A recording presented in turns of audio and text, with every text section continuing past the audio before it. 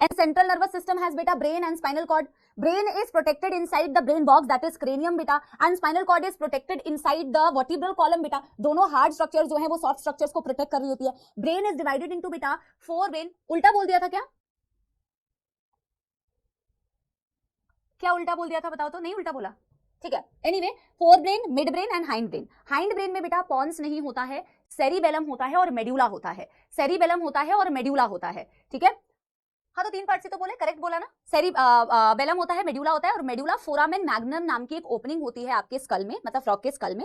उस ओपनिंग से मेड्यूला पास करता है और स्पाइनल कॉर्ड से कनेक्ट करता है. आपका स्पाइनल कॉर्ड और ब्रेन कनेक्टेड है. हाइंड ब्रेन का जो मेड्यूला है वो स्पाइनल कॉर्ड से कनेक्टेड होता है. हाँ ये फ्रॉग का ही बोल रही हूँ, ये फ्रॉग का ही रिवीजन करा रही हूँ. फिर बेटा 4 ब्रेन में क्या होते हैं? Paired olfactory lobes, paired cerebral hemispheres और एक अनपेयर्ड डायनसेफेलॉन. और बेटा आपके इसमें क्या होता है? मिड ब्रेन में ऑप्टिक लोब्स होते हैं और हाइंड ब्रेन में तो मैंने बता ही दिया. इनके पास बेटा पेरिफेरल नर्वस सिस्टम में होती है क्रेनियल नर्व्स और होती है स्पाइनल नर्व्स. जो आपके ब्रेन से निकले वो क्रेनियल नर्व्स, जो आपके स्पाइनल कॉर्ड से निकले वो स्पाइनल नर्व्स. दोनों हो गए बेटा 10 पेयर, ठीक है. फिर हमने बोला सेंसरी स्ट्रक्चर्स बेटा इनके पास कुछ तो थे poorly develop cellular aggregations around nerve endings, जिनमें इनके टेस्ट बड्स आते हैं टेस्ट के लिए, सेंसरी पैपिले आते हैं बेटा टच के लिए, ऑल्फैक्टरी एपिथेलियम आती है स्मेल के लिए. ये these are just the cellular aggregations around the nerve endings poorly developed. Well developed कौन कौन से होते हैं बेटा? एक तो होती है इनकी सिंपल आईज जो विजन के काम में आती है, और एक होती है बेटा इनकी internal years with the tympanum जो इनकी हियरिंग एंड बैलेंसिंग के लिए भी रिस्पॉन्सिबल होती है. फिर हमने पढ़ा था बेटा कि फ्रॉग में फर्टिलाइजेशन वाला टॉपिक मैंने तुम्हें पढ़ाया था कि जब फर्टिलाइजेशन होती है तो वो पानी में होती है, एक्सटर्नल फर्टिलाइजेशन होती है.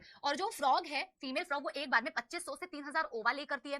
पानी में फर्टिलाइजेशन होता है, एक्सटर्नल फर्टिलाइजेशन होता है और इनडायरेक्ट डेवलपमेंट होता है. लार्वा बनता है पहले इनका जो टैडपोल लार्वा होता है, और वो टैडपोल लार्वा बेटा मॉर्फोलॉजी में उसके शक्ल सूरत में एकदम बदलाव होता है और इवेंचुअली वो एडल्ट फ्रॉग में कन्वर्ट होता है. मैंने इंपॉर्टेंस टू मैनकाइंड भी आपको बताया था. टांगे इसकी खाई जाती है बेटा, ये इंसेक्ट्स को खाता है तो आपके क्रॉप को भी बचाता है और आपके फूड चेन का भी ये एक बहुत इंपॉर्टेंट पार्ट है. ये मैंने फ्रॉग की इंपॉर्टेंस बताई थी. फिर हम पढ़ना स्टार्ट किए बेटा कॉकरोच के बारे में. Cockroach belongs to the kingdom Animalia. It belongs to phylum Arthropoda, सबसे लार्जेस्ट फाइलम है. आर्थ्रोपोडा टर्म किसके लिए स्टैंड करता है ना, और क्यों इसे आर्थ्रो में बोलते हैं आज हम इसे समझेंगे भी.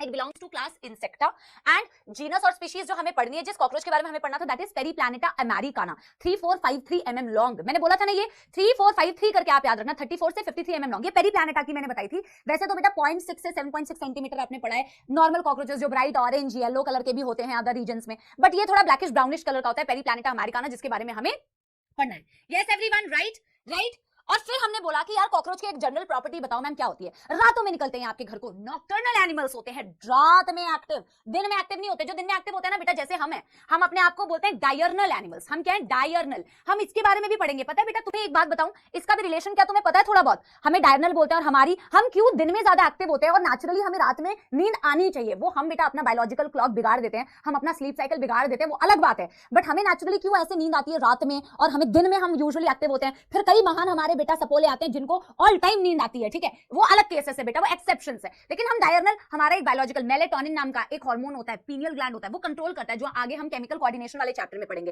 खैर ये होता है नॉकटर्नल, रातों में एक्टिव, ये सब कुछ खाता है, होता है ओमनीवोरस, ये तेज दौड़ता है. कॉकरोच आपके पीछे, आप कॉकरोच के पीछे, टू मच फन. ये होता है कर्सोरियल एनिमल, ठीक है. और बेटा इसके बारे में कुछ और प्रॉपर्टीज हम पढ़ेंगे. इसकी बॉडी कितने पार्ट्स में डिवाइडेड होती है, फलाना ढिमकाना, ठीक है. Yes everyone. अच्छा सुनो, हमने पिछले दिन कॉकरोच का एक डायग्राम बनाया था. आप वो डायग्राम देखो और मैं एनसीईआरटी से आपको वो डायग्राम एक बार बता देती हूँ. मैं एनसीईआरटी से आपको पहले कॉकरोच का एक डायग्राम दिखाती हूँ, ठीक है. देखो ये एक इंसेक्ट है, अभी मैं आपको बताऊंगी, ठीक है, अभी मैं आपको बताऊंगी कि कॉकरोच की बॉडी को हम 3 पार्ट्स में डिवाइड करते हैं, head, thorax and abdomen. Frog की बॉडी को अपन ने कितने पार्ट्स में डिवाइड किया था? 2 पार्ट्स में, हेड एंड ट्रंक. उनका कोई थोरैक्स वोरैक्स नहीं होता, थोरैक्स एब्डोमेन को एक साथ मिला के उनका ट्रंक बन जाता है पूरा. लेकिन ये इंसेक्टा है, इनकी क्लास जो है वो इंसेक्टा है. फाइलम क्या बोला है तुमने? आर्थ्रोपोड. कहां से आता है? मैं ये सब लिखवाऊंगी, अभी मत लिखना बेटा, ये मैं नेक्स्ट पेज में भी लिखवाऊंगी. आर्थ्रोपोडा वर्ड यूज कर रहे हो ना यार, बोर्ड देख रहे हो बेटा कितना ग्लिच कर रहा है, गुस्सा आती है मेरे को.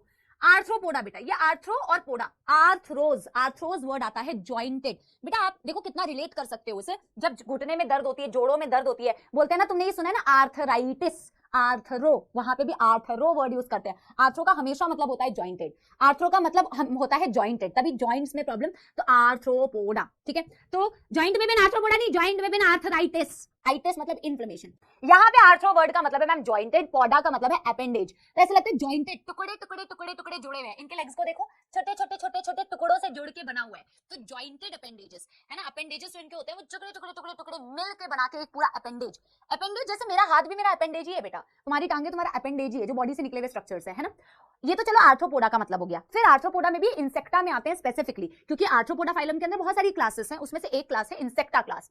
इंसेक्टा तुम उन्हें बोलते हो जिनकी बॉडी को तुम 3 पार्ट्स में डिवाइड करते हो बेटा, हेड, थोरैक्स एंड एब्डोमेन। तो इनकी बॉडी को भी तुम 3 पार्ट्स में डिवाइड करते हो, हेड, थोरैक्स एंड एब्डोमेन। ठीक है, मैं अभी दिखाऊंगी तुम्हें, और ये वाला डायग्राम ना अभी मैं एक्सप्लेन करूंगी। आपने बना के रखा है ना, आप उसको बना के रखो, मैं अभी एक्सप्लेन करूंगी आपको इस डायग्राम में जो चीजें, पर उसको एक्सप्लेन करने के लिए पहले मुझे थोड़ी तुम्हें थ्योरी बतानी पड़ेगी।